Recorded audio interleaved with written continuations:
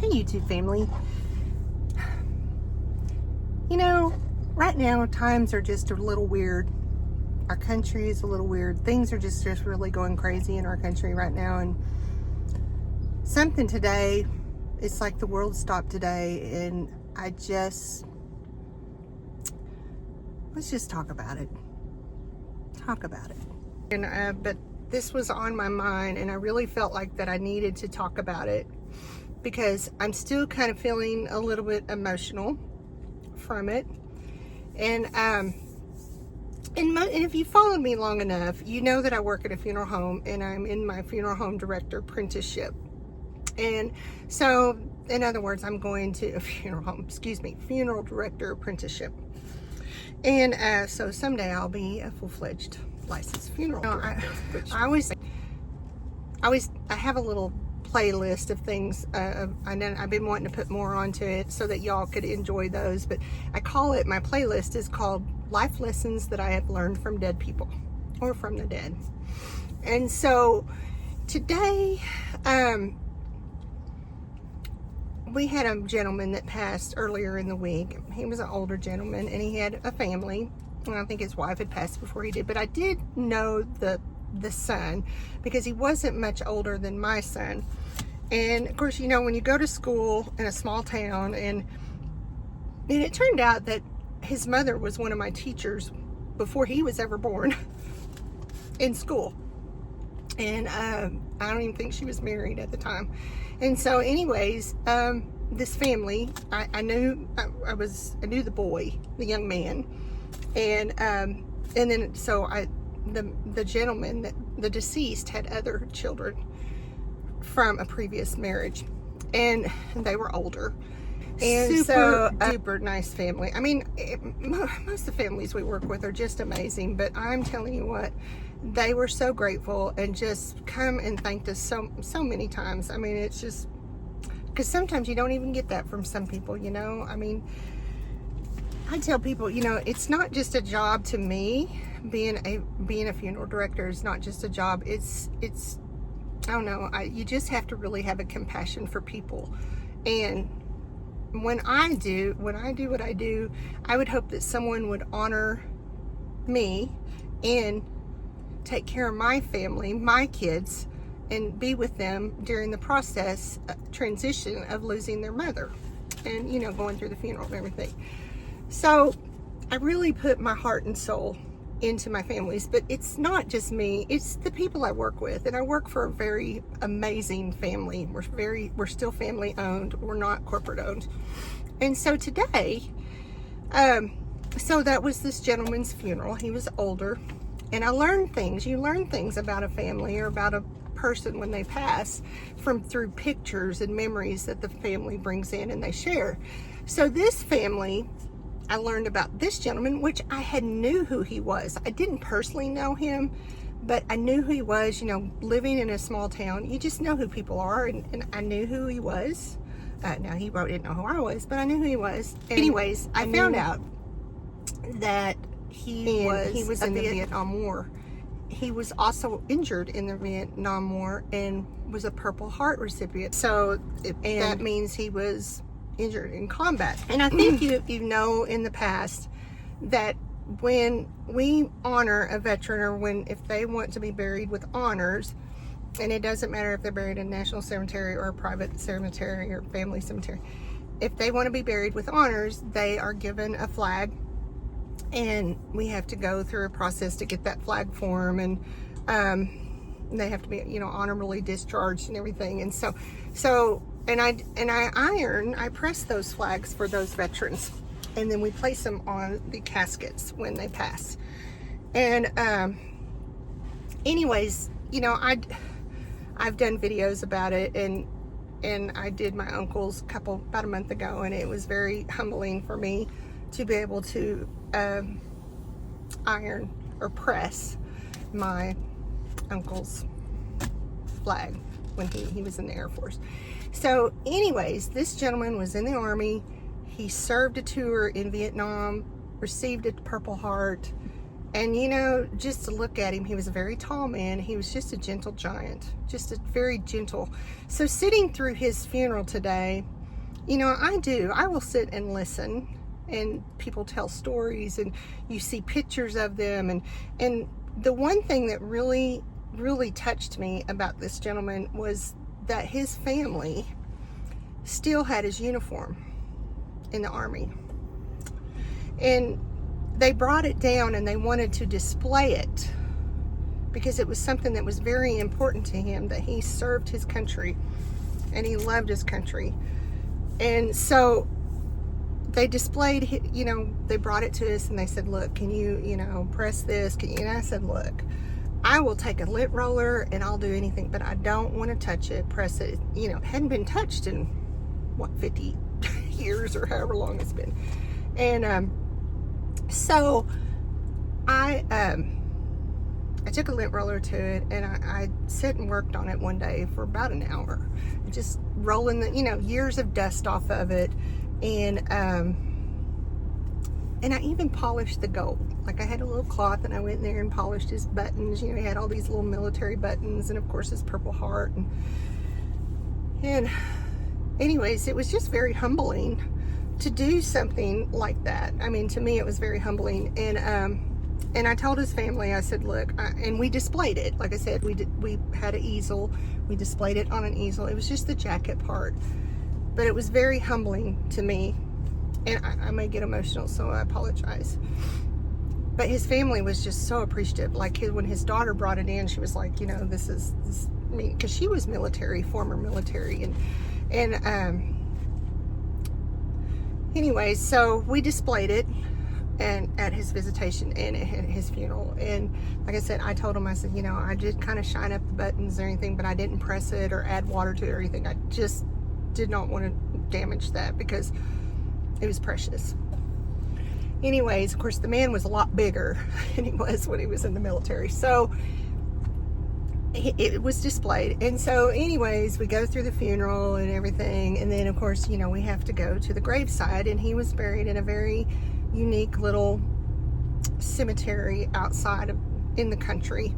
And we had to have honors. He had got military honors. So when you get military honors like that, they will come and play taps at your funeral. And of course, the soldiers, the military men, will fold the flag and they present it to the family. It was to this young man that I knew. It was his youngest son. And of course, the daughters were just very adamant that he got it. And so anyways, I normally am pretty, I mean, sometimes I get touched by things, but that really touched me today. And when they played taps, you looked around. Of course, we're all standing. Of course, the family's sitting in front of the casket. And they play taps. And, you know, everybody, I mean, I put my hand over my heart. Some people are saluting, especially people that were veterans. And it's something about being in that little country area. There was no cars, no noise, no nothing. It was just such a blessing. And in that moment, it's like nothing mattered. Nothing in the world mattered. And I look around and, you know, I'm people watch, and there's not a dry eye in that little old country cemetery. Not a dry eye. I seen grown men crying. I was crying. And something about listening to taps, I just wished I could just share it with you. And I'm hoping I'm explaining it to you so that you do understand. But something about being in that private area under a tent. Well, we weren't under a tent, the family was. And the sun was shining. And it's, like I said, it's 95 degrees today. It's very hot. But there was just a little bit of wind blowing. And that playing taps on a trumpet, bugle, whatever they call it, I don't even know.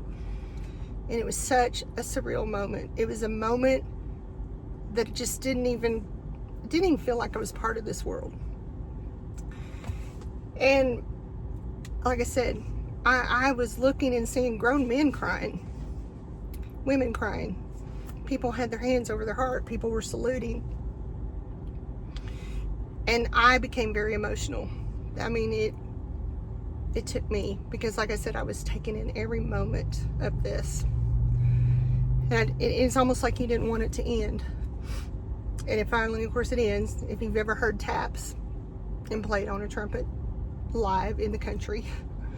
And when it ended, like I said, it's just a moment I didn't want to end. And it's something I'm going to have in my heart for the rest of my life. And so when it came to an end, of course, they fold the flag and they make sure it is perfect to a T. And they take that flag and they present it to that family. And it was the son. And of course, thanking him for his father's service. And thanking him, and that it was an honor. So what I'm trying to get at, there's so much anguish right now in our country, and it's not just our country, it's our world. And I don't want my platform to be a preaching type of platform, but if you're an American,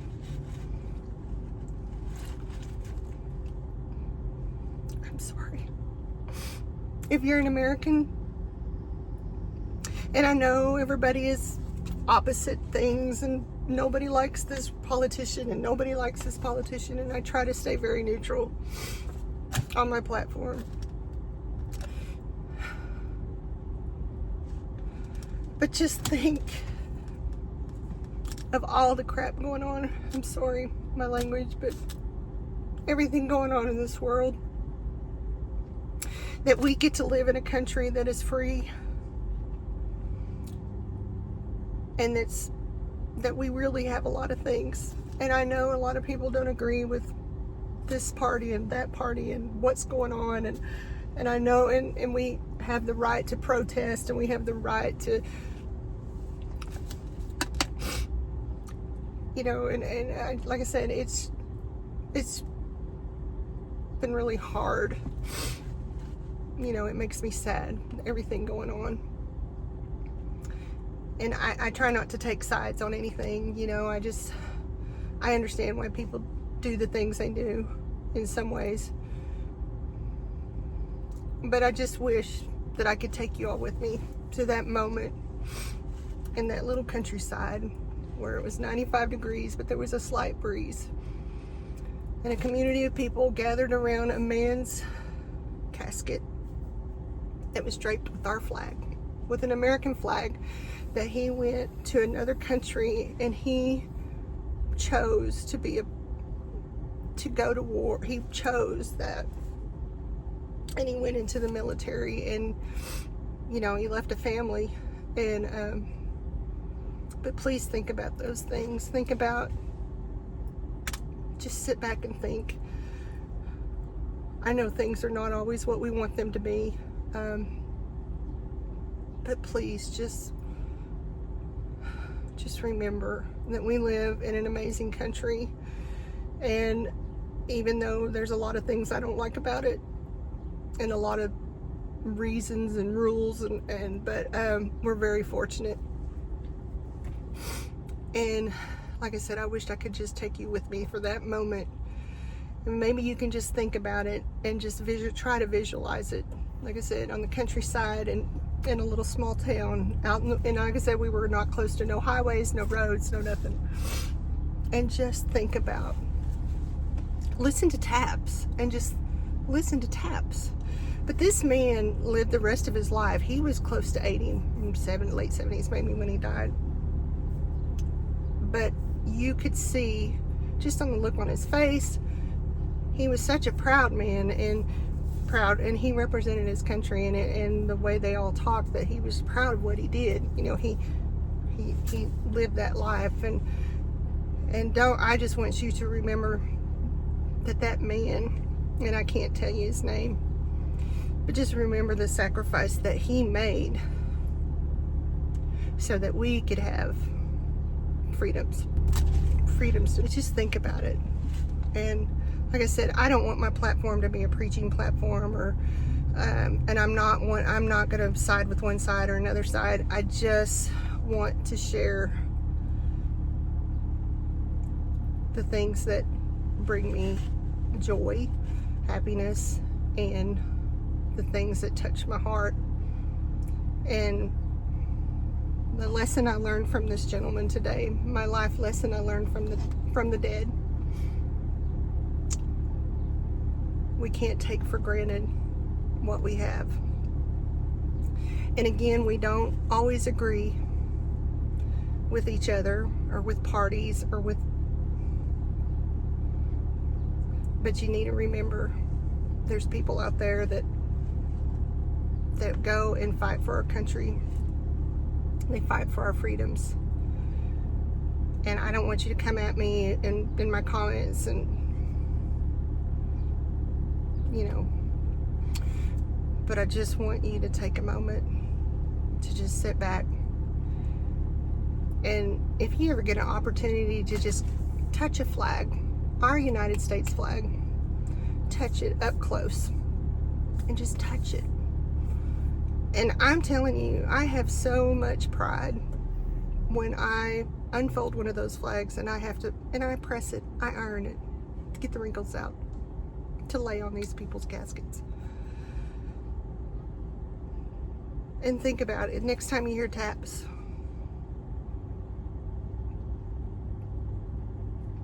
I don't know. I just wanted to share that with y'all today.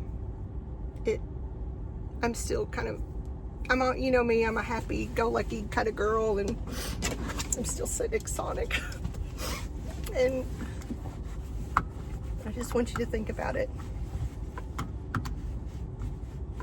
I'm just so proud. I'm so proud to be an American. I'm proud that my dad raised me to love my country.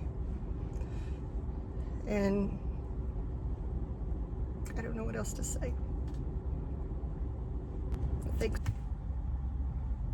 Yeah, one more thing. God bless America. God bless that family. And thank you to that man who served our country and got a well-deserved send-off. See you soon.